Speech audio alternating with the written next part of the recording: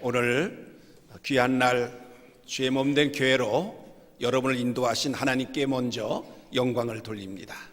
우리 하나님은 살아계십니다. 그 살아계신 하나님께서 이 시간 여러분 한 분 한 분을 만나주시고 또 여러분에게 복을 주십니다. 오늘 미가엘 찬양대에서 참 은혜롭게 찬양을 했습니다. 저는 은혜 많이 받았는데 성령 충만하시기를 주의 이름으로 축원합니다. 오늘 성경 본문에 보면은 요게벳이라고 하는 여인이 나중에 모세라는 이름을 갖게 되는 아기를 낳게 됩니다. 그런데 이 아기를 자기가 키우지를 못하고 나일강에 갖다 버려야만 하는 이런 일이 생겼습니다. 그래서 그 나일강에 이제 버린 후에 다시 되돌려 받기는 했습니다만은 어떻게 이 요게벳이라는 여인이 자기가 낳은 아들을 나일강에 버려서 죽게 했을까? 그리고 그 일을 통해서 하나님이 어떻게 역사를 하셨는가? 라는 사실을 오늘 본문에서 우리가 봅니다. 아마 여러분도 그 일이 어떻게 해서 그렇게 됐는지를 아마 궁금하게 생각할 겁니다. 근데 우리도 이 세상을 살아가면서 내가 가장 소중하게 여기는 거, 내가 붙잡고 있어야만 된다고 생각하고 내가 지켜야만 된다고 생각하는 그런 것들이 있습니다. 그 중에 가장 대표적인 것이 바로 내 자녀들입니다. 내 자녀는 내가 지켜야 되고 내가 돌봐야 되고 내가 키워야 된다. 그래서 요즘에는 헬리콥터 맘이라는 말이 생길 정도로 그 자녀의 머리 위로 항상 헬리콥터를 타고 빙빙빙 돌면서 그 자녀를 돌보는, 지키는 그런 부모들 있습니다. 그런데 성경에서는 그러한 소중한 자녀를 하나님께 맡기라는 것입니다. 내가 지키는 것은 한계가 있습니다. 하나님께 맡기면 하나님이 또 그 자녀를 하나님께 책임져 주시고 하나님께서 지켜주시고 하나님께서 선하시고 복된 길로 이끌어 주시겠다라고 하는 말씀을 하고 계십니다. 자녀뿐만이 아닙니다. 내 건강도 그렇습니다. 건강도 내가 지키려고 운동도 열심히 하고 좋은 것 먹고 그렇게 합니다만 그것 가지고 내 건강을 완벽하게 지킬 수 있느냐? 그렇지 못합니다. 하나님이 나에게 건강을 주셔야, 내 건강을 지켜주셔야 나는 건강할 수가 있다는 사실입니다. 건강뿐입니까? 내 노후도 마찬가지입니다.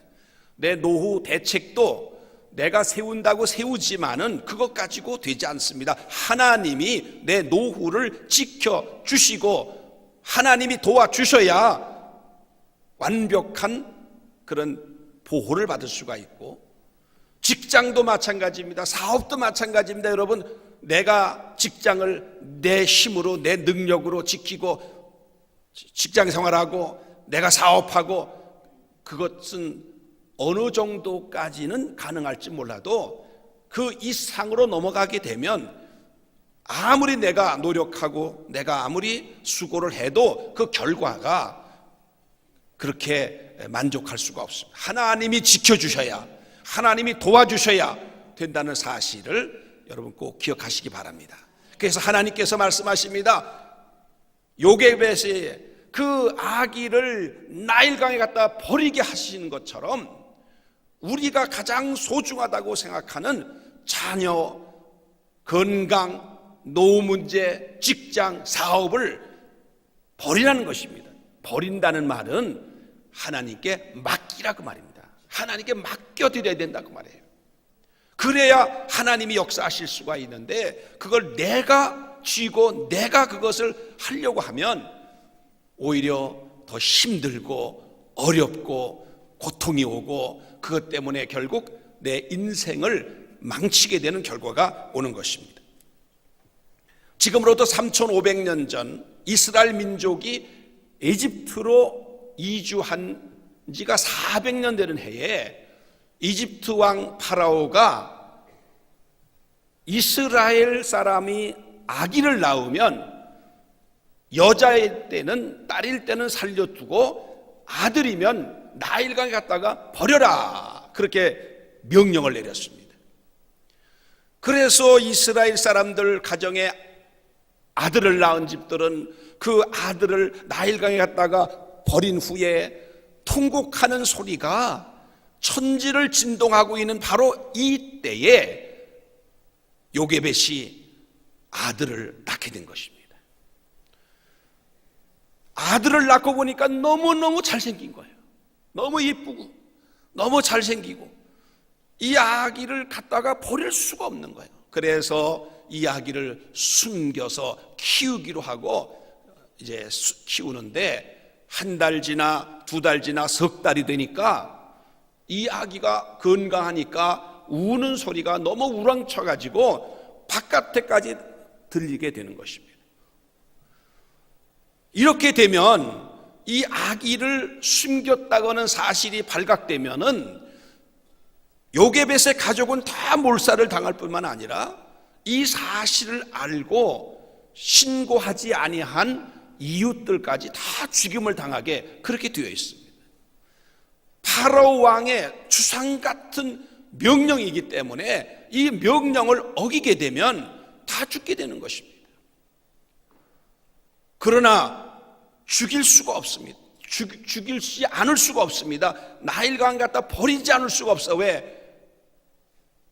그렇게 하지 않고 숨겼다가 발각이 되면은 온 가족이 죽는 것도 큰일이지만은 이웃들까지 다 죽임을 당하니까 어쩔 수 없이 이 아기를 나일강에 갖다 버려야만 되는 이런 입장이 된 것입니다. 여러분 한번 상상해 보시기 바랍니다. 요게벳이 이제 그 아기를 버려야 된다고 생각할 때에 갈대 상자를 만들어 가지고 거기다가 아기를 담았습니다. 이 갈대 상자는 무슨 요람이 아닙니다. 이거는 관입니다. 관. 그래서 이 아기를 거기다가 담아 가지고 이제 나일강에 갖다 버려야 되는데 그 나일강이라는 강은 악어가 우글거리는 그런 강입니다. 또 이 나일강은 범람하게 될 때는 물살이 너무너무 세기 때문에 갈대 상자가 그 강에 떨어지면 그대로 뒤집힐 수밖에 없는 그런 강입니다. 한마디로 죽음의 강이에요. 그 죽음의 강에다가 자기 아기를 버려야 될 때 여러분 그 요게벳의 그 심정이 어떻겠습니까? 정말 메어지는 것 같고 너무너무 슬프고 고통스러워서 견딜 수가 없는 거예요. 야, 내가 이 아기를 태에 베었을 때 제발 아들이 되지 않고 딸이 되게 해달라고 간절히 그렇게 기도했건만 어떻게 하나님께서는 내 기도를 들어주지 아니하시고 아들을 낳게 하셔서 나로 하여금 이렇게 고민하게 만드시고 고통스럽게 만드시는가? 하나님에 대한 원망스러운 마음도 생깁니다. 정말 그 아기를 버리려고 이제 상자에 담고 보니까 이 아기는 자기의 운명을 모르는지 아는지 새근새근 잠이 들어있는 그 얼굴은 평온하기 그지없는 얼굴이었습니다. 이 아이를 내가 내 손으로 버려야 된다니 정말 기가 막힌 일이 아닐 수 없어요. 이 아이를 어떻게 내가 이걸 버린단 말인가. 버리면 죽는 것은 이건 불을 보듯이 뻔한 것인데 이 아기를 어떻게 내가 이 죽음의 강에다가 던진단 말인가. 그런 갈등과 고민 속에서 그는 말할 수 없는 그런 정말 심장이 떨리는 그런 순간이 바로 이 순간입니다. 그러나 요게벳이 하나님께 기도하면서 생각해 보니까 내가 이 아이를 더 이상 이제는 지킬 수가 없다. 내가 이 아이를 지킨다고 계속 붙잡고 있으면 이 아이는 물론 우리 온 가족이 다 죽고 또 동네 사람들까지 다 죽게 되는 이런 비극이 찾아오는데, 이제는 내 힘으로는 보호할 수 없으니 하나님께 맡겨야 되겠다. 하나님께 맡겨드리고 일단 갔다가 요단강에 버리자, 나일강에 버리자, 이렇게 결심을 하게 됩니다. 나는 지킬 수 없지만은 우리 하나님께서, 전능하신 하나님께서 생명싸개로 우리 아기를 싸서 보호해 주시기를 바라는 그런 마음으로 이 요게벳이 그 아이를 갈대 상자에 담아서 요단강가에 내려놓습니다. 우리 하나님은 이 요게벳이 그렇게 하기를 원하셨습니다. 요게벳이 자기가 그 아기를 품고 있으면 결국은 그것 때문에 큰 화가 미치고 그 가정에 큰 불행이 오는 것을 아시기 때문에 그 아기를 나일강에 갖다 버리기를 원하셨어요. 그래서 그 아기를 버리게 하셔서 그냥 죽게 만드시는 하나님이 아니라 그 아이를 다시 살려서 요게벳의 품에 안겨주고 싶은 하나님이십니다.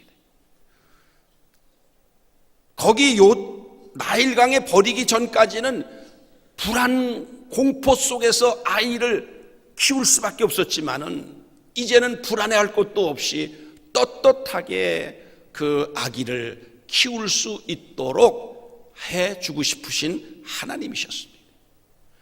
우리 하나님은 그 나일강 같은 죽음의 강도 생명의 강으로 바꾸실 수 있는 전능하신 하나님이십니다.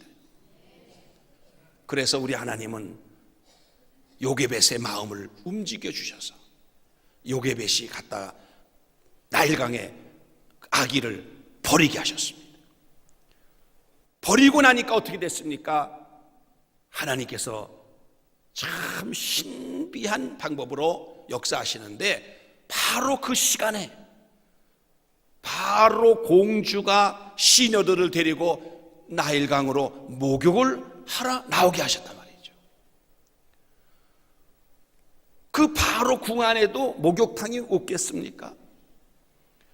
그런데 이 바로 공주의 마음속에 오늘은 좀 시원한 바람이 부는 그 나일강에 가서 목욕을 하고 싶네, 그런 마음을 갖게 하셔서 이제 이 나일강가에 왔는데 저기 갈대 상자가 물 위에 떠 있고 그 갈대 상자 속에서 아기가 우는 소리가 나는 거예요. 아마 다른 때 같았으면 이 바로 공주 마음속에 아이고 재수 없네, 히브리 여인이 낳은 아들 아냐, 아마 그 장소를 피해 갈 수도 있는 상황이었습니다. 그런데 그날은 이상하게 이 공주가 가서 저 상자를 건져오라고 지시를 합니다. 이 공주는, 성경에는 공주로 나와 있지만은 이 에집트 왕궁은 다른 사람들로 결혼을 시키지 않습니다. 이 왕족의 피를 보존하기 위해서 남매가 결혼을 시키고 하는 근친 결혼을 시킵니다. 그래서 공주라고 표현됐지만 사실은 중전과 같은 그런 위치에 있는 사람인데, 이 바로의 공주가 자식이 없는 거예요. 자식이 있어야 이 자기의 권력을 계속 이어갈 수가 있는데 자식이 없는 거예요. 그것 때문에 고민하고 있었던 이 공주가 그 아기를, 건져온 아기를 뚜껑을 열고 보니까 그 아기가 엉엉 우는데 그 우는 모습 보고 불쌍하다 그런 마음. 그리고 너무 잘생긴 거예요. 너무 건강하게 보이는 거예요. 야, 이 아이를 내 양자로 삼아야 되겠다, 이런 마음이 확 생긴 거예요. 그래서 이 아이 누가 젖을 좀 먹일 사람 없느냐. 그래서 히브리 여인 가운데 유모가 왔는데 그게 바로 누굽니까? 바로 그 모세를 낳은 친어머니 요게벳이었단 말이죠. 요게벳에게 말합니다. 이 아이를 데려다가 젖을 먹여 키워다오. 그 삭슬 내가 너한테 주겠다.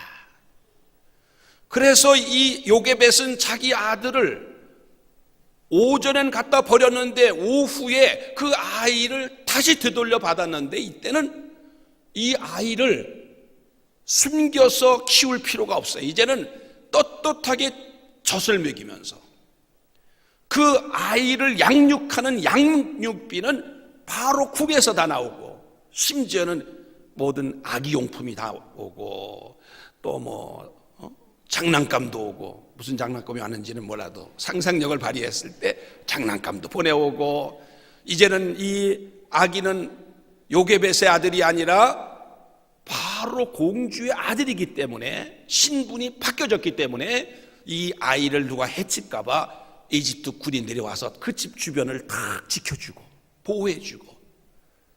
여러분, 이런 일이 바로 오늘 성경에 나오는 이야기입니다.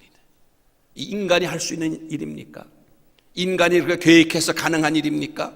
하나님이 그렇게 해 주셨습니다. 그래서 이 요게벳은 이제 그 아이를 정성을 다해 키우는 거예요. 자기 자식이니까 정성을 다해서 키우고, 또 그 아이를 키우는데 너무너무 좋은 거예요. 이제는 숨길 것도 없고 막 자랑해 가면서 이 아이를 키우는데, 그 가정은 불안과 공포, 슬픔이 아니라 이제는 기쁨과 평안과 그리고 감사가 넘치는 그런 가정으로 바뀌어지게 되었습니다. 다른 사람들이 볼 때 정말 하나님의 역사가 아니면 저건 가능할 수 없는 일이다 하면서, 저 요게벳 가정은 참 복받았다 하면서 칭송하는 그런 가정이 된 거예요. 여러분, 우리도 내가 가장 귀하게 여기는 내 자녀를 내가 끼고 있고 내가 품고 있고 내가 지켜준다고 하면 어느 정도까지는 가능할 수 있어도 그 이상 가면 이제는 내 힘으로는 할 수 없습니다. 여러분의 자녀를 하나님께 맡기십시오. 하나님께 맡기면 내가 그 자녀를 데리고 있을 때보다 훨씬 더 하나님이 좋은 방법으로 여러분의 자녀들에게 복을 주십니다. 여러분, 건강도 마찬가지입니다. 내가 지킨다고 하지 말고 하나님께 맡기십시오. 내 노후도 하나님께 맡기십시다. 내 직장도 내 사업도 하나님께 맡깁시다. 하나님께 맡기면 하나님은 내가 경영할 때보다 더 좋은 방법으로, 더 기가 막힌 방법으로 역사해 주시는 것입니다. 하나님은요, 내가 나를 아는 것보다도 나에 대해 더 잘 아십니다. 나는 내 과거, 내 현재를 좀 알 뿐인데 내 미래는 전혀 우리가 모르잖아요. 그러나 하나님은 나의 과거와 현재를 아실 뿐 아니라 내 미래까지도 하나님은 다 알고 계십니다. 뿐만 아니라 계획하고 계신 것입니다. 우리를 통해서 하시고 싶은 하나님의 계획이 있습니다. 그 계획을 하나님은 가지고 계십니다.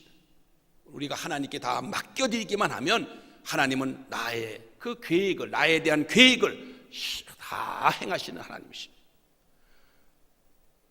진정한 보호라고 하는 것은 소중하다고 생각한 것을 내가 가지고 있는 것이 아니라 하나님께 맡겨드리고 하나님께서 하실 수 있도록 하는 것이 진정한 보호인 것입니다. 제가 잘 아는 목사님 교회에 방수진이라는 학생이 하나 있었는데, 그 아버지가 그 아이 어렸을 때부터 주일날 되면은 다 교회를 데리고 나와서 예배를 드리고, 하여튼 주일날은 만사 제쳐놓고 예배를 드리도록 훈련을 시켰어요. 교육을 시키고. 근데 얘가 고등학교 3학년이 됐어요.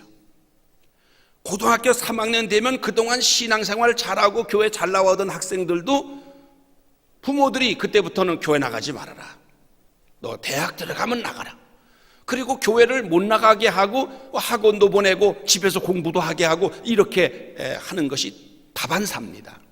그런데 이 수진이는 주일날 되면 교회 와서 예배도 드리고 학생회장이기 때문에 모든 교회 일들 다 하고 주일날은 정말 그 아까운 시간, 고3인데 아까운 시간을 교회에서 시간을 보내는 거예요. 그래서 사람들이 전부 다 좀 비판을 했습니다. 교인들마저도, 중직의 자녀들도 안 보내고 그러는데 이 아이는 중직도 아닌데 이 아이를 이렇게 하나 하면서 좀 너무하다, 너무해도 너무하다 이렇게 생각을 했어요. 그런데 이 아이가 수능 시험을 봐야 되는데 신종플루라고 하는 당시 유행병에 걸린 거예요. 그래서 격리 수용이 된 거예요. 이제 수능 시험은 며칠 남지 않았는데 격리 수용을 당하니까 사람들이 전부 다 그렇게 열심히 교회를 잘 다니더니 야, 신종플루까지 걸려가지고 저렇게 수능 시험도 못 보는 사람이 하게 됐으니 하면서 혀를 찼어요. 사랑하는 성도 여러분, 우리도 하나님께 맡기고 살아갈 때 사람들은 손가락질 할 수도 있습니다. 어떻게 그렇게까지 할 수 있느냐고 비판할 수도 있습니다. 그러나 여러분, 우리가 이렇게 주일날 교회에 나와서 예배를 드리는 것은요, 어떤 의미가 있느냐? 하나님께 예배 드리는 이 의미는 내 일생을 하나님께 맡깁니다라는 의미가 있어요. 내 힘으로 살 수 없습니다. 하나님께 맡겨드립니다. 여러분 11조 하시는 분들은요, 그 11조가 어떤 의미가 있느냐? 내 가지고 있는 모든 소유가 하나님의 것입니다. 하나님께 맡깁니다. 다 하나님께 드립니다. 하나님, 내 일생을 하나님이 먹고 입고 자는 모든 것을 하나님이 도와주실 줄로 믿습니다라고 하는 신앙의 표현이 바로 11조입니다. 주일날 교회 나와서 이렇게 예배 드리는 것, 이것이 바로 하나님께 내 일생을 맡긴다는 의미가 있는 것입니다. 그 방수진이라고 하는 학생이 이제는 시험도 볼 수가 없는 상황이 됐는데 교육청에서 격리 수용된 그 자리에서 따로 시험을 볼 수 있도록 배려를 해줬어요. 그래서 병원의 한 격리된 방에서 따로 수능 시험을 보게 된 것입니다. 여러분, 온전한 정신을 가지고 답을 써도 쉽지 않은데 지금 병에 걸려가지고 지금 머리가 오락가락하는데 썼으니까 얼마나 힘들었게. 그러나 이 학생은 하나님께 맡기고 하나님을 의지하고 하나님이 지혜를 주실 줄로 믿고 그가 아주 착실하게 성실하게 시험을 봤어요. 나중에 발표가 났습니다. 발표가 났는데 놀라운 사실은 그 방수진 그 학생이 수능시험에 최고로 점수를 많이 받아서 1등급에 들어갔어요. 그래가지고 우리나라에서 제일 좋다고 하는 대학, 웬만한 점수 가지고는 거기는 바라볼 수도 없는 대학에 4년 장학생으로 들어간 거예요. 그 집이 좀 생활이 넉넉하지 못한 집안이 돼서 합격을 해도 사실은 등록금 학비 문제가 있었는데 하나님께서 학비 문제까지 다 해결해 주신 거예요. 하나님 제일 주의를 나갈 때, 하나님께 맡겨드릴 때 하나님께서는 그렇게 역사해 주시는 거예요. 그 시간에 역사해 주시는 거예요. 여러분 주일날 하나님 앞에 나오는 것, 이게 얼마나 귀한 일인지 몰라요. 하나님 아주 여러분을 귀하게 여기십니다. 정말 그 많은 사람들이 다 자기 능력대로 사는 줄 알고 자기 힘으로 사는 줄 알고 그렇게 하는 세상에서 나는 하나님을 의지합니다. 하나님께 맡겨드립니다. 나 하나님을만 믿습니다. 그런 의미로 예배도 드리고 여러분의 자녀들을 그렇게 예배드리고 하나님 말씀으로 양육하면 여러분이 여러분의 자녀들을 돌보는 것보다 훨씬 더 확실한 방법으로 하나님은 여러분의 자녀를 돌봐주시고 여러분의 자녀를 지켜주시고 보호해 주신다는 사실을 믿으시기 바랍니다. 그러므로 여러분, 여러분이 정말 여러분의 자녀를 사랑한다면, 여러분의 자녀가 귀한 줄 안다면 여러분의 자녀 주일날 교회 보내셔야 됩니다. 교회에 와서 예배 드리는 것을 철칙으로 삼게 만들어야 됩니다. 그러면 여러분의 자녀는 이제 여러분 혹시 돌볼 수 없는 상황이 돼도 여러분의 자녀는 하나님이 돌봐주십니다. 여러분의 자녀들은 같이 데리고 나오셔서 여러분 여기서 예배 드리고 여러분의 자녀들은 각 방에서 또 자녀들은 거기에서 예배 드리고 끝나면 데리고 가세요. 좀 큰 자녀들은 자기들 나올 수 있도록 그렇게 격려를 하세요. 여러분의 자녀들이 교회를 갔다 오면 꼭 확인을 하시고, 그래 교회에서 오늘 무슨 말씀을 배웠느냐 물으시고 대답하면 칭찬해 주세요. 그리고 여러분들이 여러분의 자녀나 손자 손녀들에게 선물을 주고 싶거나 용돈을 주고 싶으면 그럴 때 주세요. 야, 오늘 너 교회 잘 다녀왔다. 할아버지가 또는 아빠가 너한테 이렇게 선물로 준다. 너 용돈을 준다.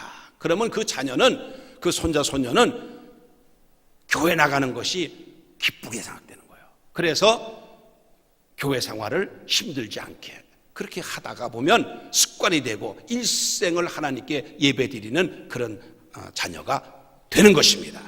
그러면 여러분 자녀가 어떻게 되느냐? 우선 하나님을 잘 믿는 영적으로 믿음의 복을 받고, 두 번째는 여러분의 자녀들에게 지혜를 하나님이 주셔가지고 공부하는데 지혜를 주셔서 잘하게 해주시고, 또 여러분의 자녀들에게 건강하게 잘 자라게 해주시고, 모든 위험으로부터 보호해 주시고 지켜주시고, 그래서 영과 혼과 육이 다 복을 받는 여러분의 자녀가 되고 하나님께 영광 돌리는 자녀들이 된다는 사실을 꼭 기억하시기 바랍니다. 그래서 이런 은혜가 우리 모두에게 임하시기를 주의 이름으로 축원합니다. 축원합니다. 기도하겠습니다. 이 시간에 여러분들이 내 자녀를 이제 교회에 보내겠다, 주일날이면 예배 드리게 하겠다, 그렇게 결심하는 분은 조용히 손을 들어 표시해 주시기 바랍니다. 제가 기도해 드리도록 하겠습니다. 네, 할렐루야. 네, 감사합니다. 할렐루야, 감사합니다. 손 내리시고 기도합니다. 하나님 아버지, 우리 사랑하는 성도들, 사랑하는 자녀들이 참으로 소중한 자녀들입니다. 이 자녀들을 내 힘으로, 내 능력으로 한계가 있습니다. 더 이상 어떻게 할 수 없을 때 하나님께서 더 좋은 방법으로 지켜주시고 보호해 주실 줄로 믿습니다. 이제 이 자녀들을 다 교회로 보내고 이제 하나님을 경외하고 하나님을 예배하게 하고 하나님 말씀을 배우게 하려고 손을 들어 결심했습니다. 우리 사랑하는 성도들의 그 결심을 주께서 귀하게 보시고 은혜 주시고 복의 복을 더하여 주셔서 이 자녀들이 장차 하나님 앞에 크게 영광 돌리고 크게 쓰임받는 자녀들 되게 하여 주시옵소서. 내 건강도 내 노후도 하나님께 맡겨드립니다. 하나님이 지켜주시고 하나님이 함께해 주시고 인도해 주실 줄로 믿고 감사를 드립니다. 내 직장과 사업도 하나님께 맡겨드립니다. 하나님께서 도와주셔서 사람들을 마음을 변화시켜 주시고, 아버지 하나님이시여, 나를 방해하고 내 사업을 아버지 오히려 힘들게 만들었던 사람의 마음이 바뀌어서 나를 도와주는 그런 사업의 파트너가 될 수 있게 하여 주시옵시고, 하나님 마음의 모든 아버지 문제를 해결해 주셔서 놀라운 하나님의 은혜가 임하게 하여 주시옵소서. 예수님의 이름으로 기도하옵나이다. 아멘.